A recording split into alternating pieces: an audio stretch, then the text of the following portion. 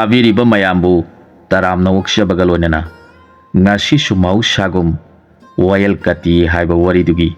ꯑꯅꯤꯁꯨꯕ ꯁꯔꯨꯛ ꯄꯨꯗꯨꯅ ꯂꯥꯛꯆꯔꯤ꯫ ꯇꯥꯕꯤꯔꯤꯕꯁꯤꯡꯅ ꯂꯥꯏꯛ ꯁꯦꯌꯔ ꯑꯃꯗꯤ ꯁꯕꯁꯀ꯭ꯔꯥꯏꯕ ꯇꯧꯕꯤꯗꯨꯅ ꯆꯦꯅꯦꯜꯁꯤꯕꯨ ꯁꯄꯣꯔꯠ ꯇꯧꯕꯤꯔꯝꯃꯨ꯫ ꯋꯥꯔꯤꯁꯤ ꯃꯌꯥꯝ ꯄꯨꯟꯅ ꯑꯃꯨꯛ ꯇꯥꯃꯤꯟꯅꯔꯁꯤ꯫ ꯅꯨꯄꯤ ꯑꯗꯨꯅ ꯍꯥꯏꯔꯛꯈꯤ, ꯏꯕꯨꯡꯉꯣꯅꯗꯤ ꯑꯗꯨꯝꯅ ꯇꯥꯛꯄꯤꯔꯤ, ꯅꯅꯥꯏ ꯅꯨꯄꯤꯒꯤ ꯋꯥꯈꯜꯗꯗꯤ ꯃꯤꯒꯤ ꯃꯔꯜ ꯆꯥꯗꯨꯅ ꯍꯤꯡꯕ ꯍꯥꯏꯕꯁꯤ ꯈ꯭ꯋꯥꯏꯗꯒꯤ ꯍꯦꯟꯅ ꯐꯠꯇꯕ ꯍꯥꯏꯕꯗꯨ ꯑꯣꯏꯒꯅꯤ꯫ ꯈ꯭ꯋꯥꯏꯗꯒꯤꯁꯨ ꯍꯦꯟꯅ ꯀꯤꯒꯟꯕ ꯄꯥꯡꯗꯕ ꯅꯤꯄꯥ ꯊꯣꯛꯇꯕ ꯍꯥꯏꯕꯗꯨ ꯑꯣꯏꯗꯨꯅ ꯃꯇꯝ ꯄꯨꯝꯅꯃꯛꯇ ꯂꯩꯍꯧꯔꯒꯅꯤ꯫ ꯑꯗꯨꯅ ꯅꯅꯥꯏ ꯑꯩꯗꯤ ꯏꯕꯨꯡꯉꯣꯕꯨ ꯌꯥꯝꯅ ꯅꯨꯡꯁꯤꯖꯩ, ꯏꯕꯨꯡꯉꯣꯕꯨ ꯀꯜꯂꯛꯆꯩ꯫ ꯏꯕꯨꯡꯉꯣꯕꯨ ꯃꯤꯒꯤ ꯃꯃꯥꯡꯗ ꯀꯤꯗꯕ ꯅꯤꯄꯥ ꯊꯣꯛꯄ ꯅꯤꯄꯥ ꯑꯣꯏꯅ ꯂꯩꯍꯟꯖꯅꯤꯡꯉꯤ꯫ ꯅꯨꯄꯤ ꯑꯗꯨꯒꯤ ꯋꯥꯗꯨ ꯇꯥꯔꯒ ꯍꯨꯔꯥꯟꯕ ꯅꯤꯄꯥ ꯑꯗꯨꯅ, ꯀꯔꯤꯅꯣ ꯏꯕꯦꯝꯃ, ꯅꯍꯥꯛꯅ ꯑꯩꯕꯨ ꯅꯤꯄꯥ ꯊꯣꯛꯇꯕ ꯄꯥꯡꯗꯕ ꯀꯤꯒꯟꯕ ꯅꯤꯄꯥ ꯑꯣꯏꯅ ꯎꯔꯤꯕꯗꯤ? ꯃꯥꯒꯤ ꯅꯨꯄꯤ ꯑꯗꯨꯅ ꯑꯃꯨꯛ ꯍꯥꯏꯖꯔꯛꯈꯤ, ꯋꯥꯔꯧꯕꯤꯒꯅꯨ, ꯅꯅꯥꯏ ꯅꯨꯄꯤꯅ ꯍꯪꯒꯠꯆꯔꯤꯕꯁꯤꯗꯤ ꯑꯁꯤꯅꯤ, ꯇꯥꯕꯤꯌꯨ꯫ ꯏꯕꯨꯡꯉꯣꯅꯗꯤ ꯑꯩꯍꯥꯛ ꯍꯨꯔꯥꯟꯕꯒꯤ ꯂꯝꯕꯤ ꯑꯁꯤꯗ ꯑꯩꯒꯤ ꯏꯄꯥ ꯂꯩꯇ꯭ꯔꯦ, ꯍꯨꯔꯥꯟꯕꯒꯤ ꯃꯍꯩꯗ ꯑꯩꯗꯒꯤ ꯍꯦꯟꯕ ꯀꯅꯥꯁꯨ ꯌꯥꯎꯗ꯭ꯔꯦ ꯈꯟꯕꯤꯗꯨꯅ ꯑꯩꯈꯣꯏꯕꯨ ꯍꯨꯔꯥꯟꯗꯨꯅ ꯃꯤꯒꯤ ꯃꯄꯣꯠ ꯂꯧꯗꯨꯅ ꯊꯥꯛꯄꯤꯔꯤ꯫ ꯑꯗꯨꯕꯨ ꯏꯕꯨꯡꯉꯣꯒꯤ ꯑꯇꯃꯥ ꯑꯗꯨꯅꯗꯤ ꯀꯤꯔꯤ꯫ ꯏꯕꯨꯡꯉꯣꯅ ꯃꯤꯗꯨꯒꯤ ꯃꯄꯣꯠ ꯄꯨꯔꯛꯄꯗ ꯃꯄꯨ ꯑꯗꯨ ꯈꯪꯍꯧꯗ꯭ꯔꯕꯁꯨ ꯃꯄꯨ ꯑꯗꯨꯕꯨ ꯑꯉꯥꯟꯕ ꯃꯇꯝꯗ ꯎꯖꯕꯗ ꯏꯕꯨꯡꯉꯣꯒꯤ ꯊꯃꯣꯏꯗ ꯑꯀꯤꯕ, ꯏꯀꯥꯏꯕ ꯑꯃꯗꯤ ꯁꯣꯏꯗꯅ ꯐꯥꯎꯕꯤꯔꯝꯒꯅꯤ꯫ ꯑꯇꯃꯥ ꯑꯗꯨꯅ ꯏꯀꯥꯏꯕ ꯀꯤꯕ ꯐꯥꯎꯔꯤꯕꯗꯨ ꯏꯕꯨꯡꯉꯣꯒꯤ ꯍꯛꯆꯥꯡꯗ ꯂꯩꯔꯤꯕ ꯑꯇꯃꯥ ꯀꯧꯕ ꯏꯁꯣꯔꯗꯨꯕꯨ ꯀꯤꯔꯤꯕꯅꯤ꯫ ꯑꯗꯨꯅ ꯑꯩꯅ ꯀꯔꯤꯒꯨꯝꯕ ꯑꯁꯣꯏꯕ ꯊꯕꯛ ꯑꯃ ꯇꯧꯕꯗ ꯅꯠꯇ꯭ꯔꯒ ꯀꯅꯥꯒꯨꯝꯕꯁꯤꯡꯒꯤ ꯃꯐꯝꯗ ꯎꯗ꯭ꯔꯕꯅꯤ ꯈꯪꯗ꯭ꯔꯕꯅꯤ ꯈꯟꯗꯨꯅ ꯃꯤꯅꯝꯕ ꯇꯧꯔꯨꯔꯕꯁꯨ ꯃꯄꯨ ꯑꯗꯨꯕꯨ ꯎꯖꯕꯗ ꯏꯀꯥꯏꯕ ꯀꯤꯕ ꯐꯥꯎꯔꯤꯕꯗꯨ ꯇꯧꯔꯨꯔꯤꯕ ꯃꯤ ꯃꯍꯥꯛꯀꯤ ꯊꯃꯣꯏꯗ ꯌꯥꯎꯔꯤꯕ ꯑꯇꯃꯥ ꯀꯧꯕ ꯏꯁꯣꯔ ꯑꯗꯨꯅ ꯃꯄꯨ ꯑꯗꯨꯒꯤ ꯃꯐꯝꯗ ꯂꯥꯜꯂꯦ ꯎꯠꯂꯤꯕꯅꯤ, ꯃꯔꯥꯜ ꯂꯩꯔꯕꯅꯤ꯫ ꯑꯗꯨꯅ ꯑꯩꯒꯤ ꯖꯤꯕ ꯑꯇꯃꯥꯕꯨ ꯃꯇꯝ ꯂꯩꯕ ꯈꯤꯕꯤꯠꯇ ꯀꯤꯗꯅꯕ ꯆꯠꯀꯗꯧꯕꯅꯤ꯫ ꯃꯁꯤꯅ ꯏꯁꯣꯔꯕꯨ ꯐꯪꯅꯕꯒꯤ ꯂꯝꯕꯤ ꯑꯊꯣꯏꯕꯅꯤ꯫ ꯑꯗꯨꯅ ꯍꯥꯏꯖꯕꯅꯤ ꯍꯥꯏꯖꯔꯛꯈꯤ꯫ ꯅꯨꯄꯤ ꯑꯗꯨꯒꯤ ꯒ꯭ꯌꯥꯟ ꯂꯩꯕ ꯋꯥꯉꯥꯡꯗꯨ ꯇꯥꯖꯔꯒ ꯍꯨꯔꯥꯟꯕ ꯅꯤꯄꯥ ꯑꯗꯨꯅ ꯈꯜꯂꯛꯈꯤ, ꯃꯥꯅ ꯍꯥꯏꯔꯤꯕꯁꯤ ꯌꯥꯝꯅ ꯆꯨꯝꯈ꯭ꯔꯕ ꯋꯥꯐꯝꯅꯤ꯫ ꯑꯩꯅ ꯉꯝꯂꯕꯅꯤ, ꯏꯍꯩ ꯍꯩꯔꯕꯅꯤ ꯈꯟꯗꯨꯅ ꯅꯨꯃꯤꯠ ꯈꯨꯗꯤꯡꯒꯤ ꯃꯤꯒꯤ ꯃꯄꯣꯠ ꯍꯨꯔꯥꯜꯂꯤ꯫ ꯃꯈꯣꯏ ꯀꯅꯥꯃꯠꯇ ꯎꯍꯧꯗꯦ ꯈꯪꯍꯧꯗꯦ ꯍꯥꯏꯔꯕꯁꯨ ꯑꯩꯒꯤ ꯏꯟꯗ꯭ꯔꯤ ꯊꯃꯣꯏ ꯅꯨꯡꯁꯤꯗꯗꯤ ꯑꯩꯅ ꯍꯨꯔꯥꯜꯂꯨꯔꯤꯕ ꯃꯄꯨꯁꯤꯡ ꯑꯗꯨꯕꯨ ꯎꯖꯕꯗ ꯏꯀꯥꯏꯕ, ꯀꯤꯕ ꯌꯥꯎꯔꯤꯕꯁꯤꯅ ꯑꯩꯒꯤ ꯊꯃꯣꯏꯅꯨꯡꯗ ꯂꯩꯔꯤꯕ ꯏꯁꯣꯔ ꯑꯁꯤꯅ ꯃꯄꯨꯁꯤꯡ ꯑꯗꯨꯒꯤ ꯃꯐꯝꯗ ꯂꯥꯜꯂꯦ ꯍꯥꯏꯕ ꯇꯥꯛꯂꯤꯕꯅꯤ꯫ ꯃꯤꯅꯝꯕ ꯑꯣꯏꯗꯕ ꯍꯨꯔꯥꯟꯕ ꯄꯨꯝꯅꯃꯛꯁꯤ ꯃꯄꯥꯟ ꯊꯣꯡꯗ ꯈꯪꯗ꯭ꯔꯕꯁꯨ ꯊꯃꯣꯏ ꯏꯟꯗ꯭ꯔꯤꯒꯤ ꯃꯅꯨꯡꯗ ꯌꯥꯎꯔꯤꯕ ꯏꯁꯣꯔꯒꯤ ꯃꯁꯛ ꯑꯣꯏꯕ ꯊꯋꯥꯏ ꯑꯁꯤꯅꯗꯤ ꯂꯣꯏꯅ ꯈꯪꯉꯤ꯫ ꯑꯗꯨꯅ ꯑꯩꯅ ꯇꯧꯔꯤꯕ ꯄꯨꯝꯅꯃꯛꯁꯤ ꯑꯐꯕ,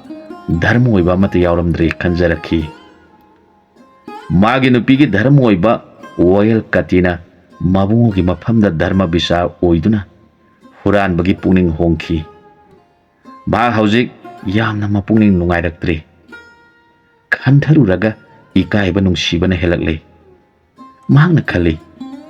ꯑꯩꯅ ꯀꯅꯥ ꯈꯪꯗ꯭ꯔꯕꯅꯤ ꯈꯟꯗꯨꯅ ꯃꯤꯒꯤ ꯃꯄꯣꯠ ꯍꯨꯔꯥꯟꯗꯨꯅ ꯅꯨꯡꯉꯥꯏꯅ ꯍꯤꯡꯂꯤ꯫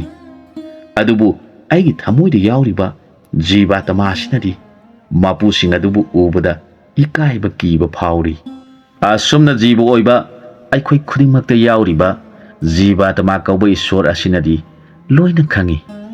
ꯃꯔꯝ ꯑꯗꯨꯅ ꯃꯄꯨꯁꯤꯡ ꯑꯗꯨꯒꯤ ꯃꯃꯥꯡꯗ ꯑꯩꯅ ꯏꯀꯥꯏꯕ ꯀꯤꯕꯅ ꯃꯈꯣꯏꯒꯤ ꯃꯅꯥꯛꯇ ꯐꯣꯡꯅ ꯍꯔꯥꯎꯅ ꯆꯪꯁꯤꯟꯗ꯭ꯔꯤꯕꯅꯤ ꯍꯥꯏꯕꯁꯤ ꯈꯪꯂꯛꯇꯨꯅ ꯍꯨꯔꯥꯟꯕꯅ ꯃꯥꯒꯤ ꯅꯨꯄꯤꯕꯨ ꯌꯥꯝꯅ ꯅꯨꯡꯁꯤꯕ ꯍꯦꯟꯒꯠꯂꯛꯈꯤ꯫ ꯃꯍꯥꯛ ꯑꯁꯤ ꯑꯩꯒꯤ ꯏꯔꯝꯆꯠ ꯆꯨꯝꯊꯣꯛꯅꯕ ꯏꯁꯣꯔꯅꯤ, ꯃꯥꯅ ꯑꯩꯕꯨ ꯐꯅꯕ ꯍꯥꯏꯕꯤꯕ ꯋꯥꯐꯝꯅꯤ꯫ ꯑꯗꯨꯅ ꯃꯍꯥꯛ ꯑꯁꯤ ꯑꯩꯒꯤꯗꯤ ꯋꯥꯌꯦꯜ ꯀꯇꯤꯅꯤ꯫ ꯑꯩꯍꯥꯛ ꯃꯇꯝ ꯄꯨꯝꯅꯃꯛꯇ ꯃꯥꯅ ꯍꯥꯏꯕ ꯏꯜꯂꯒꯦ ꯈꯟꯈ꯭ꯔꯦ꯫ ꯑꯗꯨꯅ ꯅꯨꯃꯤꯠ ꯑꯗꯨꯗꯒꯤ ꯃꯍꯥꯛ ꯍꯨꯔꯥꯟꯕ ꯆꯠꯈꯤꯗ꯭ꯔꯦ꯫ ꯃꯍꯥꯛꯅ ꯊꯕꯛ ꯑꯐꯪ ꯑꯐꯪꯕ ꯁꯨꯗꯨꯅ ꯐꯪꯂꯛꯄꯗꯨꯅ ꯃꯈꯣꯏ ꯑꯍꯨꯝ ꯆꯥꯃꯤꯟꯅꯗꯨꯅ ꯂꯩꯔꯛꯈꯤ꯫ ꯅꯣꯡꯃ ꯑꯇꯣꯞꯄ ꯈꯨꯡꯒꯪꯗ ꯂꯩꯕ ꯍꯨꯔꯥꯟꯕ ꯑꯗꯨꯒꯤ ꯁꯒꯣꯜꯗꯨ ꯁꯤꯔꯦ꯫ ꯃꯍꯥꯛꯅ ꯈꯜꯂꯤ, ꯁꯒꯣꯜ ꯑꯃ ꯂꯩꯇ꯭ꯔꯕꯗꯤ ꯑꯩꯍꯥꯛ ꯍꯨꯔꯥꯟꯕ ꯇꯣꯛꯄ ꯇꯥꯔꯦ꯫ ꯑꯗꯨꯅꯗꯤ ꯂꯩꯕ ꯇꯥꯔꯕꯗꯤ ꯑꯩꯅ ꯊꯦꯡꯅꯈꯤꯕ ꯍꯨꯔꯥꯟꯕ ꯅꯤꯄꯥ ꯑꯗꯨꯒ ꯇꯥꯟꯅꯔꯒ ꯑꯐꯕ ꯁꯒꯣꯜ, ꯑꯁꯤꯡꯕ ꯃꯥꯒꯤ ꯁꯒꯣꯜ ꯑꯗꯨꯒꯨꯝꯕ ꯑꯃ ꯂꯩꯔꯒꯦ ꯈꯟꯗꯨꯅ ꯃꯥꯒꯤ ꯃꯅꯥꯛꯇ ꯂꯥꯛꯈꯤ꯫ ꯃꯗꯨꯗ ꯂꯩꯔꯝꯂꯤꯕ ꯍꯥꯟꯅꯒꯤ ꯍꯨꯔꯥꯟꯕ ꯅꯤꯄꯥꯗꯨꯅ ꯃꯔꯨꯞ ꯀꯔꯤ ꯊꯕꯛꯀꯤ ꯂꯦꯡꯕꯤꯔꯛꯄꯅꯣ ꯍꯥꯏꯗꯨꯅ ꯌꯥꯝꯅ ꯐꯖꯅ ꯁꯦꯕꯥ ꯇꯧꯔꯦ꯫ ꯃꯗꯨꯗ ꯂꯥꯛꯂꯤꯕ ꯍꯨꯔꯥꯟꯕꯅ ꯃꯔꯨꯞ ꯑꯩꯒꯤ ꯁꯒꯣꯜꯗꯨ ꯁꯤꯔꯦ ꯑꯗꯨꯅ ꯃꯍꯨꯠ ꯑꯃꯠꯇ ꯃꯔꯨꯞꯀ ꯇꯥꯟꯅꯗꯨꯅ ꯂꯩꯁꯤ ꯍꯥꯏꯗꯨꯅ ꯂꯥꯛꯆꯔꯤꯕꯅꯤ꯫ ꯋꯥꯗꯨ ꯇꯥꯔꯒ ꯂꯩꯔꯝꯂꯤꯕ ꯍꯨꯔꯥꯟꯕ ꯑꯗꯨꯅ ꯍꯥꯏꯔꯛꯏ, ꯏꯇꯥꯎ ꯑꯩꯗꯤ ꯍꯨꯔꯥꯟꯕꯒꯤ ꯊꯕꯛ ꯊꯥꯗꯣꯛꯆꯔꯦ, ꯑꯩꯒꯤ ꯅꯨꯄꯤꯅ ꯌꯥꯗ꯭ꯔꯦ ꯍꯥꯏꯔꯛꯈꯤ꯫ ꯋꯥꯗꯨ ꯇꯥꯔꯒ ꯑꯃꯗꯨꯅ ꯍꯥꯏꯔꯛꯏ, ꯑꯗꯨ ꯑꯣꯏꯔꯕꯗꯤ ꯏꯇꯥꯎꯒꯤ ꯁꯒꯣꯜ ꯑꯁꯤ ꯑꯩꯉꯣꯟꯗ ꯄꯤꯕꯤꯔꯣ, ꯏꯇꯥꯎꯅ ꯂꯧꯅꯤꯡꯕ ꯃꯃꯜ ꯍꯥꯏꯕꯤꯔꯣ ꯍꯥꯏꯔꯛꯈꯤ꯫ ꯃꯗꯨꯗ ꯍꯨꯔꯥꯟꯕ ꯑꯗꯨꯅ ꯑꯃꯨꯛ ꯍꯥꯏꯔꯛꯈꯤ, ꯏꯇꯥꯎ ꯃꯍꯥꯛ ꯂꯩꯔꯤꯉꯩꯗ ꯑꯩꯍꯥꯛ ꯂꯧ ꯄꯔꯤ ꯑꯃ ꯑꯅꯤꯗꯪꯗꯤ ꯂꯩꯖꯅꯤꯡꯉꯤ, ꯑꯗꯨꯕꯨ ꯉꯝꯒꯗ꯭ꯔꯥ ꯉꯝꯂꯣꯏꯗ꯭ꯔꯥ ꯈꯪꯗ꯭ꯔꯦꯗ ꯈꯨꯝꯂꯛꯈꯤ꯫ ꯁꯒꯣꯜ ꯑꯗꯨꯕꯨ ꯂꯥꯛꯂꯤꯕ ꯍꯨꯔꯥꯟꯕ ꯑꯗꯨꯅꯗꯤ ꯌꯥꯝꯅ ꯄꯥꯝꯂꯝꯃꯤ꯫ ꯃꯍꯥꯛꯅ ꯁꯒꯣꯜ ꯑꯗꯨꯒꯤ ꯃꯑꯣꯡ ꯃꯇꯧ ꯆꯞ ꯆꯥꯅ ꯈꯪꯕꯅꯤꯅ ꯃꯍꯥꯛꯅ ꯍꯥꯏꯔꯛꯏ, ꯏꯇꯥꯎꯅ ꯑꯃꯨꯛ ꯊꯕꯛ ꯁꯨꯗꯨꯅ ꯂꯧ ꯂꯩꯒꯗꯕꯒꯤ ꯁꯔꯨꯛ ꯏꯇꯥꯎꯅ ꯂꯩꯔꯤꯕꯁꯤꯒ ꯅꯛꯁꯨ ꯅꯛꯅꯕ ꯑꯩꯒꯤ ꯂꯧ ꯄꯔꯤ ꯑꯅꯤ ꯂꯩꯔꯤꯕꯁꯤ ꯂꯧꯕꯤꯔꯣ, ꯁꯒꯣꯜ ꯑꯁꯤꯅ ꯑꯩꯉꯣꯟꯗ ꯄꯤꯕꯤꯔꯣ ꯍꯥꯏꯔꯛꯈꯤ꯫ ꯋꯥꯗꯨ ꯇꯥꯔꯒ ꯍꯨꯔꯥꯟꯕꯅ ꯍꯥꯏꯔꯛꯏ, ꯏꯇꯥꯎꯅ ꯀꯟꯅ ꯍꯥꯏꯔꯕꯅꯤꯅ ꯄꯤꯕ ꯇꯥꯔꯦ, ꯑꯗꯨꯕꯨ ꯑꯩꯍꯥꯛꯇꯤ ꯃꯍꯥꯛ ꯂꯩꯇ꯭ꯔꯕꯗꯤ ꯂꯩꯐꯝ ꯆꯥꯐꯝ ꯈꯪꯂꯣꯏꯗꯧꯔꯤ꯫ ꯅꯤꯄꯥ ꯍꯨꯔꯥꯟꯕ ꯑꯗꯨꯅ ꯁꯒꯣꯜ ꯑꯗꯨꯕꯨ ꯄꯥꯝꯃꯟꯈꯤꯕꯗꯒꯤ ꯃꯥꯅ ꯂꯧ ꯄꯔꯤ ꯑꯅꯤꯗꯨ ꯀꯔꯤꯁꯨ ꯄꯥꯝꯃꯨꯈꯤꯗ꯭ꯔꯦ꯫ ꯃꯍꯥꯛꯅ ꯈꯜꯂꯤ, ꯁꯒꯣꯜ ꯑꯁꯤꯕꯨ ꯂꯩꯔꯕꯗꯤ ꯅꯤꯡꯊꯧ ꯀꯣꯅꯨꯡꯗꯒꯤ ꯁꯅꯥ ꯂꯨꯄꯥ ꯍꯨꯔꯒ ꯂꯣꯏꯔꯦ, ꯃꯥꯒꯤ ꯂꯧꯗꯨꯗꯤ ꯑꯗꯨꯒꯨꯝꯕ 10 ꯍꯦꯟꯅ ꯂꯩꯕ ꯌꯥꯕ ꯄꯣꯠꯅꯤ ꯈꯟꯈꯤ꯫ ꯃꯍꯥꯛꯅ ꯃꯇꯥꯎ ꯑꯗꯨꯗ ꯀꯟꯅ ꯍꯥꯏꯖꯕꯗꯒꯤ ꯂꯧ ꯄꯔꯤ ꯑꯅꯤꯗꯨꯒ ꯁꯒꯣꯜꯗꯨꯒ ꯈꯨꯡꯒꯪꯗꯨꯒꯤ ꯑꯍꯜꯁꯤꯡ ꯌꯥꯎꯅ ꯁꯈꯤ ꯇꯧꯅꯔꯗꯨꯅ ꯑꯣꯟꯅꯔꯦ꯫ ꯍꯨꯔꯥꯟꯕ ꯅꯤꯄꯥꯁꯤꯁꯨ ꯌꯥꯝꯅ ꯅꯨꯡꯉꯥꯏꯔꯦ, ꯁꯒꯣꯜ ꯑꯁꯤꯒꯤ ꯃꯄꯥꯅ ꯑꯩꯍꯥꯛ ꯅꯨꯡꯉꯥꯏꯔꯒꯅꯤ ꯈꯜꯂꯗꯨꯅ ꯁꯒꯣꯜ ꯇꯣꯡꯗꯨꯅ ꯃꯃꯣꯟ ꯅꯨꯡꯉꯥꯏꯅ ꯃꯌꯨꯝꯗ ꯂꯥꯛꯈꯤ꯫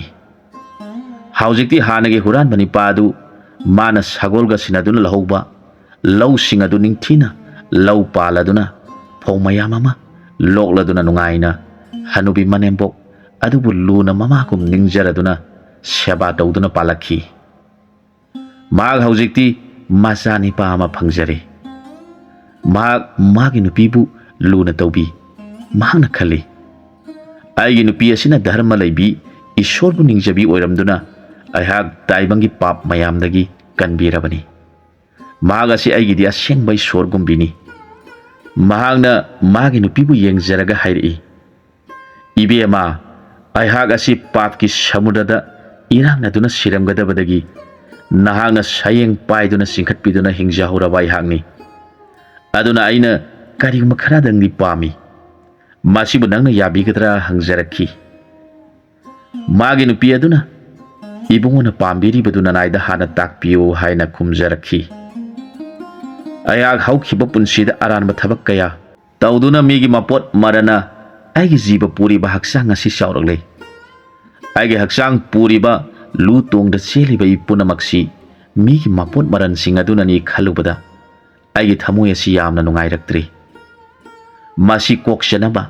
ꯑꯩꯈꯣꯏꯅ ꯍꯨꯃꯥꯡ ꯇꯥꯅ ꯁꯨꯗꯨꯅ ꯐꯪꯖꯔꯛꯏꯕ ꯄꯩꯁꯥꯁꯤꯡ ꯑꯁꯤꯅ ꯂꯩꯇ ꯂꯥꯏꯔ ꯀꯌꯥꯗ ꯃꯔꯛ ꯃꯔꯛꯇ ꯗꯥꯟ ꯇꯧꯖꯅꯤꯡꯉꯤ꯫ ꯍꯧꯈꯤꯕ ꯄꯨꯟꯁꯤꯗ ꯂꯥꯜꯂꯨꯕꯗꯨ ꯀꯣꯛꯆꯅꯕ ꯍꯥꯏꯖꯔꯛꯏ꯫ ꯃꯕꯨꯡꯉꯣꯒꯤ ꯙꯔꯃ ꯂꯩꯕ ꯃꯤꯅꯨꯡꯁꯤ ꯂꯩꯕ ꯋꯥꯐꯝꯗꯨ ꯇꯥꯖꯔꯒ ꯃꯥꯒꯤ ꯅꯨꯄꯤ ꯑꯗꯨꯅ ꯄꯦꯜꯂꯗꯨꯅ ꯃꯕꯨꯡꯉꯣꯒꯤ ꯃꯈꯣꯡ ꯀꯣꯟꯖꯔꯗꯨꯅ ꯀꯞꯆꯔꯒ ꯍꯥꯏꯔꯛꯏ, ꯏꯕꯨꯡꯉꯣꯅ ꯑꯁꯨꯝꯅ ꯇꯥꯛꯄꯤꯔꯛꯄꯁꯤ ꯇꯥꯖꯔꯒ ꯅꯅꯥꯏ ꯅꯨꯄꯤꯒꯤ ꯊꯃꯣꯏꯁꯤ ꯄꯦꯟꯖꯔꯦ, ꯅꯅꯥꯏ ꯅꯨꯄꯤꯅ ꯄꯥꯝꯖꯕ ꯑꯗꯨꯃꯛ ꯊꯣꯛꯆꯔꯦ, ꯑꯩꯈꯣꯏꯒꯤꯗꯤ ꯀꯣꯟꯅꯅꯕ ꯈꯔ ꯊꯝꯖꯍꯧꯔꯒ ꯃꯔꯥꯏꯕꯛ ꯊꯤꯔꯕ ꯆꯥꯅꯤꯡꯉꯥꯏ ꯊꯛꯅꯤꯡꯉꯥꯏ ꯂꯩꯇ꯭ꯔꯕꯁꯤꯡꯗ ꯌꯦꯟꯊꯣꯛꯇꯨꯅ ꯄꯤꯖꯔꯁꯤ ꯍꯥꯏꯔꯛꯈꯤ꯫ ꯑꯁꯨꯝꯅ ꯅꯣꯡꯃ ꯅꯣꯡꯃꯒꯤ ꯁꯨꯖꯗꯨꯅ ꯂꯩꯇ ꯂꯥꯏꯔ ꯄꯨꯝꯅꯃꯛꯀꯤ ꯃꯇꯦꯡ ꯄꯥꯡꯗꯨꯅ ꯂꯩꯔꯛꯄꯅ ꯅꯣꯡꯃꯗꯤ ꯅꯍꯥꯟ ꯃꯕꯦꯟ ꯍꯅꯨꯕꯤꯅ ꯊꯝꯂꯝꯕ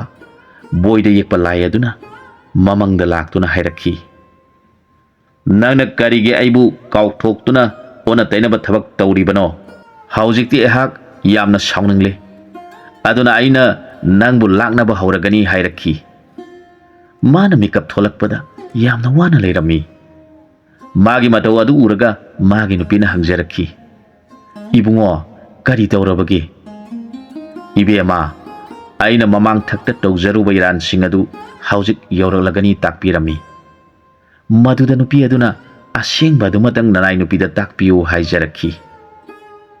ꯃꯥꯒꯤ ꯅꯨꯄꯤꯒꯤ ꯃꯐꯝꯗ ꯇꯝꯖꯈꯤ꯫ Iben hanubiduna magi upuda lairik lai ngakta yekpa ama thamlami.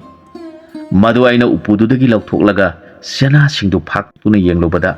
aihak kok ngaurak gyan mangduna laimai thakta taki.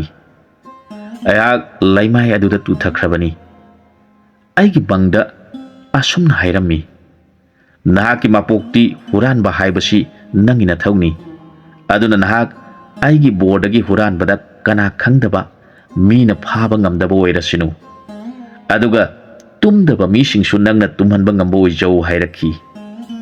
Nangna aibu yenglabanina aina pamba sidagi atopa thabak amata tawba yadi. Aina nangina teng pangani. Madu natana nangna atopa laining amati onaba thabak tawba tarabadi nangbo aina soidana awaba pigani su hairami. Wadu magi nupi aduda tamlammi. Magi nupi adu wakhal laibi yamna ing tapsabini. Magna hairakhi.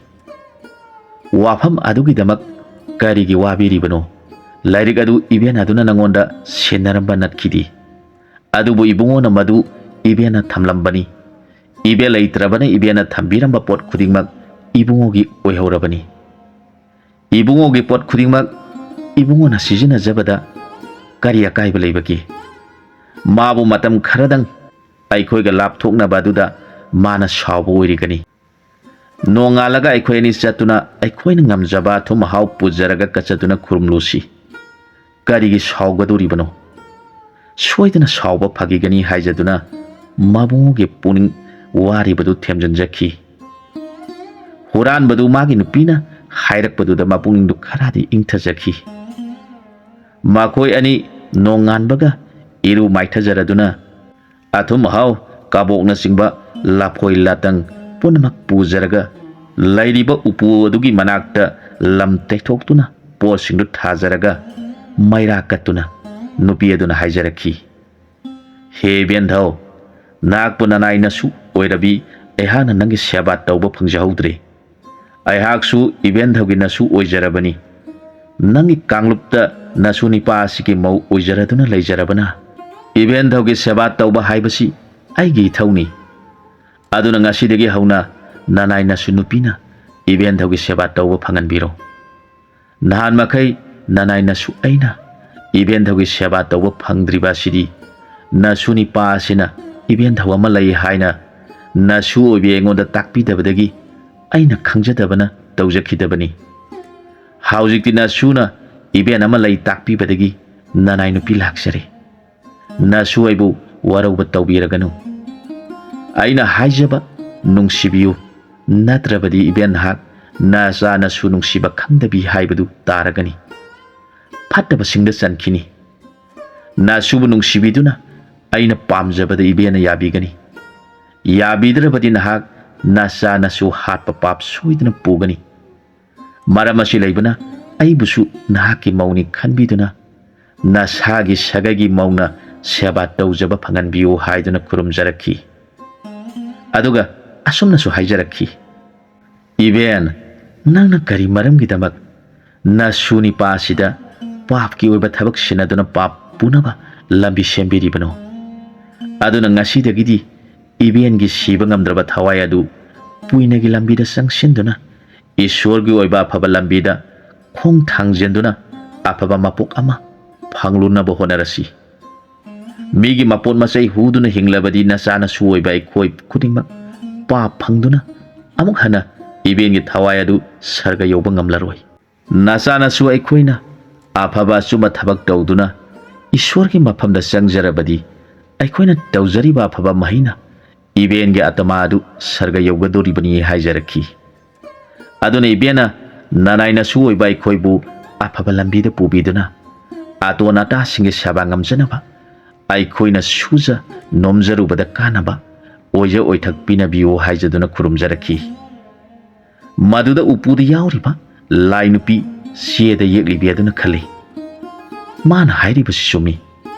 Aibu makhoigi maben hanubiduna siya sida nungainabani haiduna murti oini yektuna thambiraga magi laiwana phaduna thamlambadagi aihak afaba wakhal amata khaluba leikhidre. Nupi macha asina magi maben aduni khanduna aibu mana warakle. ꯑꯩꯍꯥꯛ ꯒ꯭ꯌꯥꯟ ꯇꯥꯔꯛꯂꯦ꯫ ꯍꯧꯖꯤꯛꯇꯤ ꯋꯥꯌꯦꯜ ꯀꯥꯇꯤ ꯂꯥꯛꯂꯦ꯫ ꯑꯔꯥꯟꯕ ꯋꯥꯈꯟꯕꯨ ꯑꯆꯨꯝꯕꯅ ꯋꯥꯌꯦꯜ ꯀꯥꯇꯤ ꯊꯥꯔꯛꯂꯦ꯫ ꯑꯩꯍꯥꯛ ꯑꯃꯨꯛ ꯍꯟꯅ ꯏꯁꯨꯁꯤꯡ ꯑꯁꯤꯗ ꯐꯠꯇꯕ ꯂꯝꯕꯤ ꯍꯥꯏꯈ꯭ꯔꯔꯣꯏ꯫ ꯑꯩꯍꯥꯛꯁꯨ ꯃꯈꯣꯏꯅ ꯏꯁꯣꯔꯗ ꯀꯠꯆꯕ ꯑꯗꯨꯅ ꯑꯩꯅ ꯆꯥꯔꯒꯦ ꯍꯥꯏꯅ ꯍꯦꯛ ꯈꯜꯂꯛꯄ ꯃꯤꯀꯨꯞꯇ ꯃꯍꯥꯛ ꯃꯄꯥꯞꯇꯨ ꯈꯔ ꯀꯣꯛꯄ ꯍꯧꯈꯤ꯫ ꯂꯥꯏ ꯑꯗꯨꯅ ꯈꯜꯂꯤ, ꯃꯥꯅ ꯍꯥꯏꯔꯤꯕꯁꯤ ꯌꯥꯝꯅ ꯆꯨꯝꯃꯤ꯫ ꯃꯈꯣꯏꯅ ꯑꯐꯕ ꯊꯕꯛ ꯇꯧꯗꯨꯅ ꯐꯪꯂꯛꯄ ꯑꯗꯨ ꯆꯥꯃꯤꯟꯅꯗꯨꯅ ꯂꯩꯔꯕꯗꯤ ꯑꯩꯒꯤ ꯂꯥꯟꯉꯝꯗ꯭ꯔꯕ ꯊꯋꯥꯏ ꯑꯁꯤ ꯅꯣꯡꯃꯗꯤ ꯁꯣꯏꯗꯅ ꯏꯁꯣꯔꯕꯨ ꯐꯪꯖꯗꯨꯅ ꯁꯔꯒ ꯌꯧꯕ ꯉꯝꯖꯔꯒꯅꯤ ꯈꯜꯂꯗꯨꯅ ꯌꯥꯝꯅ ꯍꯔꯥꯎꯖꯈꯤ꯫ ꯅꯨꯃꯤꯠ ꯑꯗꯨꯗ ꯍꯨꯔꯥꯟꯕ ꯃꯇꯩ ꯃꯅꯥꯎꯅ ꯎꯄꯨ ꯑꯗꯨ ꯃꯌꯨꯝꯗ ꯄꯨꯔꯗꯨꯅ ꯃꯐꯝ ꯆꯥꯅ ꯊꯝꯖꯔꯒ ꯊꯧꯅꯤꯖꯕ ꯍꯧꯔꯛꯈꯤ꯫ ꯍꯥꯏꯔꯤꯕ ꯂꯥꯏ ꯑꯁꯤ ꯍꯅꯨꯕꯤ ꯑꯗꯨꯅ ꯃꯊꯟꯇ ꯂꯩꯔꯤꯉꯩꯗ ꯃꯥꯒꯤ ꯏꯪꯈꯣꯜꯗ ꯇꯝꯅꯗꯨꯅ ꯂꯩꯔꯛꯈꯤꯕꯅꯤ꯫ ꯍꯅꯨꯕꯤꯗꯨ ꯌꯥꯝꯅ ꯃꯊ꯭ꯋꯥꯏꯗ ꯅꯨꯡꯉꯥꯏꯔꯝꯗꯦ꯫ ꯃꯍꯥꯛ ꯑꯍꯥꯟꯕꯗ ꯀꯤꯔꯝꯃꯤ꯫ ꯅꯣꯡꯃ ꯑꯍꯜ ꯑꯣꯏꯔꯕ ꯅꯤꯄꯥ ꯑꯃ ꯚꯤꯈ꯭ꯌꯥ ꯅꯤꯕ ꯂꯥꯛꯂꯝꯃꯤ꯫ ꯃꯗꯨꯗ ꯍꯅꯨꯕꯤꯗꯨꯅ ꯃꯥꯒꯤ ꯏꯪꯈꯣꯜꯗ ꯇꯧꯔꯤꯕꯗꯨꯒꯤ ꯃꯔꯝꯗ ꯋꯥꯔꯤ ꯁꯥꯔꯝꯃꯤ꯫ ꯃꯗꯨꯗ ꯚꯤꯈ꯭ꯌꯥꯔꯤ ꯑꯗꯨꯅ ꯆꯦꯗ ꯂꯥꯏ ꯑꯗꯨꯒꯤ ꯃꯨꯔꯇꯤ ꯌꯦꯛꯂꯒ ꯃꯃꯤ ꯑꯗꯨꯗ ꯃꯍꯥꯛꯄꯨ ꯐꯥꯖꯤꯟꯗꯨꯅ ꯊꯝꯂꯝꯃꯤ꯫ ꯅꯨꯃꯤꯠ ꯑꯗꯨꯗꯒꯤ ꯇꯝꯅꯕ ꯇꯧꯈꯤꯗ꯭ꯔꯦ꯫ ꯃꯗꯨꯗꯒꯤꯗꯤ ꯍꯅꯨꯕꯤꯅ ꯏꯔꯝꯂꯤꯕ ꯌꯦꯛꯂꯝꯂꯤꯕ ꯂꯥꯏ ꯑꯗꯨꯕꯨ ꯃꯥꯒꯤ ꯎꯄꯨ ꯑꯃꯗ ꯍꯥꯞꯆꯤꯟꯗꯨꯅ ꯆꯦꯛꯁꯤꯟꯅ ꯊꯝꯈꯤ꯫ ꯃꯍꯥꯛꯅ ꯃꯔꯛ ꯃꯔꯛꯇ ꯃꯥꯒꯤ ꯃꯆꯤꯟꯖꯥꯛꯅꯤ ꯍꯥꯏꯗꯨꯅ ꯎꯄꯨ ꯑꯗꯨꯒꯤ ꯃꯅꯥꯛꯇ ꯃꯆꯤꯟꯖꯥꯛ ꯊꯥꯈꯤ꯫ ꯑꯁꯨꯝ ꯇꯧꯗꯨꯅ ꯂꯩꯔꯛꯈꯤꯕ ꯂꯥꯏꯅꯤ꯫ ꯍꯅꯨꯕꯤꯗꯨꯅꯁꯨ ꯃꯁꯤꯕꯨ ꯀꯔꯝꯅ ꯂꯣꯏꯁꯤꯟꯒꯗꯒꯦ ꯈꯪꯂꯝꯗꯦ꯫ ꯑꯗꯨꯒ ꯑꯍꯜ ꯑꯣꯏꯔꯕ ꯚꯤꯈ꯭ꯌꯥꯔꯤ ꯑꯗꯨꯁꯨ ꯑꯃꯨꯛ ꯍꯟꯅ ꯊꯦꯡꯅꯈꯤꯗ꯭ꯔꯦ꯫ ꯍꯅꯨꯕꯤꯅ ꯁꯤꯔꯝꯗꯥꯏꯗꯁꯨ ꯃꯁꯨ ꯅꯤꯄꯥ ꯑꯣꯏꯔꯤꯕ ꯑꯁꯤꯗꯁꯨ ꯁꯤꯟꯅꯔꯝꯗ꯭ꯔꯦ꯫ ꯃꯔꯝ ꯑꯁꯤꯗꯒꯤ ꯂꯥꯏꯁꯤꯅ ꯃꯁꯨ ꯅꯤꯄꯥꯁꯤꯅ ꯎꯄꯨ ꯍꯥꯡꯗꯣꯛꯇꯨꯅ ꯂꯥꯏꯗꯨ ꯌꯦꯡꯂꯨꯕꯗꯒꯤ ꯆꯥꯕ ꯐꯪꯗ꯭ꯔꯕ ꯂꯥꯏ ꯑꯗꯨꯅ ꯃꯁꯨ ꯅꯤꯄꯥ ꯑꯁꯤꯗ ꯆꯣꯡꯁꯤꯟꯗꯨꯅ ꯍꯨꯔꯥꯟꯕꯒꯤ ꯂꯝꯕꯤꯗ ꯄꯨꯁꯤꯟꯈꯤꯕꯅꯤ꯫ ꯍꯧꯖꯤꯛꯇꯤ ꯃꯁꯨ ꯅꯤꯄꯥ ꯑꯁꯤꯒꯤ ꯅꯨꯄꯤ ꯑꯁꯤꯅ ꯙꯔꯃꯒꯤ ꯑꯣꯏꯕ ꯋꯥꯐꯝꯁꯤꯡ ꯑꯁꯤ ꯍꯥꯏꯔꯗꯨꯅ ꯎꯄꯨ ꯑꯗꯨꯕꯨ ꯃꯈꯣꯏꯒꯤ ꯌꯨꯝꯗ ꯄꯨꯔꯛꯇꯨꯅ ꯊꯝꯂꯦ꯫ ꯑꯗꯨꯒ ꯅꯨꯃꯤꯠ ꯑꯗꯨꯗꯒꯤ ꯙꯨꯛ ꯊꯥꯎꯃꯩ ꯊꯥꯗꯨꯅ ꯂꯩꯖꯕ ꯍꯩꯔꯥꯡ ꯂꯩꯔꯥꯡ ꯀꯠꯆꯗꯨꯅ ꯄꯨꯖꯥ ꯇꯧꯔꯛꯂꯦ꯫ ꯃꯗꯨꯗ ꯂꯥꯏ ꯑꯗꯨꯅ ꯄꯦꯜꯂꯗꯨꯅ ꯍꯨꯔꯥꯟꯕ ꯅꯤꯄꯥ ꯑꯃꯗꯤ ꯃꯥꯒꯤ ꯅꯨꯄꯤꯕꯨ ꯃꯈꯣꯏꯅ ꯇꯧꯖꯔꯨꯕ ꯈꯨꯗꯤꯡꯃꯛꯇ ꯑꯐꯕ ꯉꯥꯛꯇ ꯑꯣꯏꯍꯟꯗꯨꯅ ꯃꯈꯣꯏ ꯅꯨꯡꯉꯥꯏꯅ ꯄꯥꯟꯕ ꯍꯧꯔꯛꯂꯦ꯫ ꯍꯧꯖꯤꯛꯇꯤ ꯃꯈꯣꯏ ꯑꯇꯣꯟ ꯑꯇꯥꯛ ꯄꯨꯝꯅꯃꯛꯀꯤ ꯆꯪꯖꯐꯝ ꯍꯥꯏꯕꯗꯨ ꯑꯣꯏꯔꯦ꯫ ꯍꯨꯔꯥꯟꯕꯒꯤ ꯅꯨꯄꯤ ꯑꯁꯤ ꯌꯥꯝꯅ ꯙꯔꯃ ꯆꯠꯄꯤ ꯃꯤꯅꯨꯡꯁꯤ ꯆꯥꯎꯕꯤ ꯅꯨꯄꯤ ꯑꯣꯏꯔꯝꯃꯤ꯫ ꯃꯍꯥꯛꯅ ꯈꯟꯈꯤ, ꯃꯇꯝ ꯑꯃꯗ ꯑꯩꯈꯣꯏ ꯏꯃꯥ ꯏꯆꯥꯅ ꯆꯥꯅꯤꯡꯉꯥꯏ ꯂꯩꯇ꯭ꯔꯕꯗ ꯏꯄꯨꯔꯣꯏꯕ ꯑꯣꯏꯔꯤꯕ ꯄꯨꯛꯆꯦꯜ ꯆꯥꯎꯔꯕ ꯑꯁꯤꯅ ꯏꯃꯥ ꯏꯆꯥꯅ ꯂꯩꯇꯕꯒꯤ ꯉꯥꯡꯅꯔꯤꯕ ꯋꯥꯐꯝꯗꯨ ꯇꯥꯔꯒ ꯃꯥꯅ ꯍꯨꯔꯥꯜꯂꯨꯔꯤꯕ ꯄꯣꯠ ꯑꯗꯨ ꯁꯔꯨꯛ ꯑꯅꯤ ꯊꯣꯛꯂꯒ ꯑꯃꯅ ꯑꯩꯈꯣꯏ ꯏꯃꯥ ꯏꯆꯥꯒꯤ ꯁꯔꯨꯛ ꯊꯨꯡꯂꯝꯃꯤ꯫ ꯑꯩꯈꯣꯏꯁꯨ ꯍꯨꯔꯥꯟꯗꯨꯅ ꯃꯤꯒꯤ ꯃꯄꯣꯠ ꯆꯥꯗꯨꯅ ꯍꯤꯡꯂꯛꯄꯅꯤ꯫ ꯑꯗꯨꯅ ꯃꯥꯒꯤ ꯗꯣꯁ ꯀꯣꯛꯁꯟꯅꯕ ꯂꯩꯖꯗ꯭ꯔꯕꯁꯤꯡꯒꯤ ꯃꯇꯦꯡ ꯄꯥꯡꯖꯗꯨꯅ ꯄꯨꯟꯁꯤ ꯑꯁꯤ ꯂꯦꯟꯖꯔꯒꯦ ꯈꯟꯈꯤꯗꯨꯅ ꯃꯇꯝ ꯄꯨꯝꯅꯃꯛꯇ ꯗꯥꯟ ꯇꯧꯕꯒꯤ ꯋꯥꯈꯟꯗ ꯂꯩꯖꯈꯤ꯫ ꯑꯁꯣꯝꯗꯅ ꯍꯨꯔꯥꯟꯕ ꯁꯒꯣꯜ ꯂꯧꯈꯤꯕ ꯅꯤꯄꯥ ꯑꯗꯨꯅ ꯁꯒꯣꯜꯗꯨ ꯐꯪꯕꯗꯒꯤ ꯅꯣꯡꯃ ꯅꯣꯡꯃꯒꯤ ꯍꯨꯔꯥꯟꯕꯒꯤ ꯊꯕꯛꯁꯤ ꯍꯦꯟꯒꯠꯂꯛꯂꯦ꯫ ꯃꯍꯥꯛ ꯑꯍꯤꯡ ꯅꯨꯡꯊꯤꯜ ꯑꯅꯤꯃꯛꯇ ꯍꯨꯔꯥꯟꯕꯒꯤ ꯋꯥꯈꯜꯗ ꯈꯟꯗꯨꯅꯇ ꯂꯩꯈꯤ꯫ ꯅꯣꯡꯃꯇꯪ ꯍꯨꯔꯥꯜꯍꯧꯗꯕꯗ ꯇꯨꯝꯕ ꯆꯥꯕ ꯆꯪꯈꯤꯗ꯭ꯔꯦ꯫ ꯃꯍꯥꯛꯅ ꯈꯜꯂꯤ, ꯑꯩꯅ ꯍꯨꯔꯥꯟꯅꯕꯒꯤꯗꯃꯛ ꯂꯧ ꯄꯔꯤ ꯑꯅꯤꯒ ꯁꯒꯣꯜ ꯑꯁꯤꯒ ꯑꯣꯟꯅꯗꯨꯅ ꯍꯨꯔꯥꯜꯂꯤꯕꯅꯤ꯫ ꯑꯗꯨꯕꯨ ꯑꯩꯅ ꯐꯅ ꯀꯟꯅ ꯍꯣꯠꯅꯗꯨꯅ ꯍꯨꯔꯥꯜꯂꯕꯁꯨ ꯏꯇꯥꯎꯅ ꯁꯨꯝ ꯅꯨꯡꯉꯥꯏꯕ ꯍꯦꯜꯂꯤ꯫ ꯃꯍꯥꯛꯅ ꯍꯨꯔꯥꯜꯂꯤꯉꯩꯗ ꯀꯔꯝꯕ ꯍꯤ ꯌꯥꯏ ꯑꯣꯏꯕ ꯄꯣꯠ ꯐꯪꯈꯤꯗꯨꯅ ꯇꯧꯔꯤꯕꯅꯣ? ꯂꯧ ꯈꯔꯁꯤ ꯎꯕꯅꯗꯤ ꯑꯁꯨꯝꯅ ꯅꯨꯡꯉꯥꯏꯕ ꯑꯣꯏꯔꯣꯏ꯫ ꯃꯍꯥꯛ ꯀꯔꯤꯒꯨꯝꯕ ꯑꯃ ꯐꯪꯂꯝꯕ ꯇꯥꯔꯦ ꯈꯟꯗꯨꯅ ꯃꯍꯥꯛꯅ ꯃꯇꯥꯎꯒꯤ ꯂꯩꯔꯤꯕ ꯄꯣꯠꯁꯤ ꯍꯨꯔꯥꯟꯗꯕ ꯌꯥꯗ꯭ꯔꯦ ꯈꯜꯂꯛꯂꯦ꯫ ꯅꯣꯡꯃ ꯃꯍꯥꯛꯅ ꯃꯇꯥꯎꯒꯤ ꯌꯨꯝꯗ ꯂꯥꯛꯂꯝꯃꯤ꯫ ꯃꯔꯥꯏꯕꯛ ꯐꯕꯗꯒꯤ ꯅꯨꯃꯤꯠ ꯑꯗꯨ ꯃꯇꯥꯎꯗꯨ ꯏꯃꯨꯡꯒꯤ ꯃꯤꯁꯤꯡꯒ ꯂꯣꯏꯅꯅ ꯃꯥꯒꯤ ꯏꯪꯈꯣꯜꯗ ꯆꯠꯈꯤꯕ ꯃꯇꯝ ꯊꯣꯛꯂꯝꯃꯤ꯫ ꯀꯅꯥꯃꯠꯇ ꯌꯨꯝꯗꯨꯗ ꯂꯩꯔꯝꯗ꯭ꯔꯕꯗ ꯃꯍꯥꯛꯅ ꯃꯥꯒꯤ ꯁꯛꯇꯤꯅ ꯊꯣꯡ ꯄꯧꯔꯣꯟ ꯍꯥꯡꯗꯣꯛꯇꯨꯅ ꯏꯃꯨꯡ ꯆꯪꯂꯛꯇꯨꯅ ꯀꯔꯤ ꯂꯩꯕꯒꯦ ꯊꯤꯔꯛꯂꯦ꯫ ꯃꯥꯅ ꯃꯇꯥꯎ ꯑꯗꯨꯅ ꯂꯨꯅ ꯄꯨꯖꯥ ꯇꯧꯗꯨꯅ ꯊꯝꯂꯤꯕ ꯎꯄꯨ ꯑꯗꯨ ꯊꯦꯡꯅꯔꯦ꯫ ꯃꯗꯨ ꯍꯦꯛ ꯊꯦꯡꯅꯕꯗ ꯃꯁꯤꯗ ꯊꯝꯂꯤꯕ ꯑꯁꯤ ꯑꯣꯏꯕ ꯇꯥꯔꯦ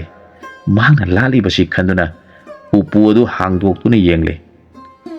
ꯃꯗꯨꯗ ꯂꯥꯏꯔꯤꯛ ꯊꯨꯞꯆꯤꯟꯗꯨꯅ ꯂꯩꯕ ꯑꯃ ꯊꯦꯡꯅꯔꯦ꯫ ꯃꯍꯥꯛꯅ ꯃꯗꯨ ꯄꯨꯗꯨꯅ ꯂꯥꯛꯂꯦ꯫ ꯎꯄꯨ ꯑꯗꯨꯅ ꯍꯥꯟꯅꯒꯨꯝ ꯅꯤꯡꯊꯤꯅ ꯃꯈꯨꯝ ꯀꯨꯞꯇꯨꯅ ꯊꯝꯂꯝꯈꯤ꯫ ꯃꯍꯥꯛ ꯆꯠꯅ ꯆꯠꯅ ꯃꯄꯨꯛꯅꯤꯡ ꯌꯥꯝꯅ ꯅꯨꯡꯉꯥꯏꯔꯝꯃꯤ꯫ ꯃꯁꯤꯒꯤ ꯁꯛꯇꯤꯅ ꯃꯥꯅ ꯅꯨꯡꯉꯥꯏꯕ ꯇꯥꯔꯦ थुना यांगना चत्तुना मयुम you're महाक ngaingamdana lairik adubu hangdoktuna hek yenglubada ayekpa lai ama thengnakhi magna mathang sena haidoktuna yenglubada huran bagi wa ngakta hairamba thengnari mahaksu madu haidoktuna yenglubadagi iriba punamak paba thogle madu hek parubadagi mahak phamam adumaktada wanthaduna takhri matam ngaihak leiraga mahak ya laktuna haugalakhi lairik aduda yegliba lai adugi shaktina maha haujikti huran bada magi mapa laikhidre mahakti yamna karam chawba mini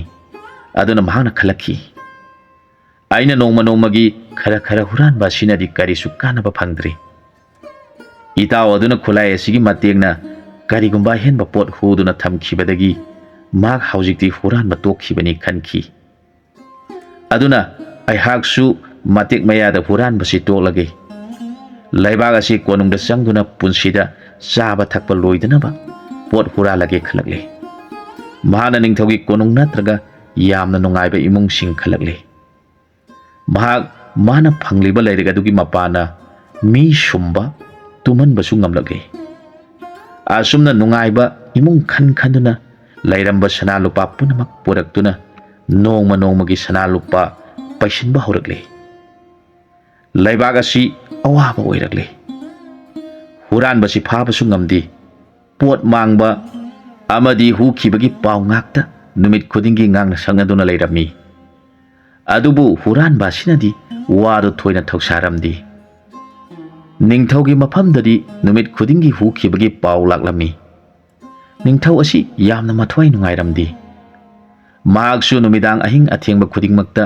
phimu setuna sagol tongduna leibaki masida athengba mi satpa amadi singnaba yaba mi thengnaba chatlami adubu singnaba yaba mi ama phawba thengnadrabada ningthaugi pungning yamna warami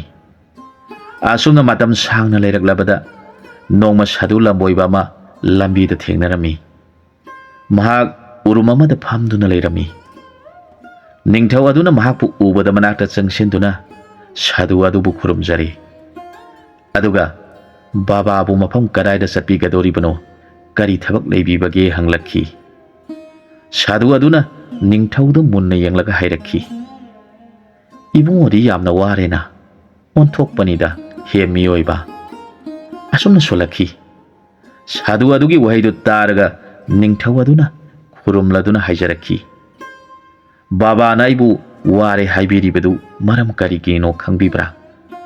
maram khanglabadi aina wari basi koknaba khangbibam thoi khanglabadi aingonda takpiu haijarakhi matang aswaida wari sigi ani suba saruk loisinjare ahum suba sarukta mayamga punamuk thengna minarasi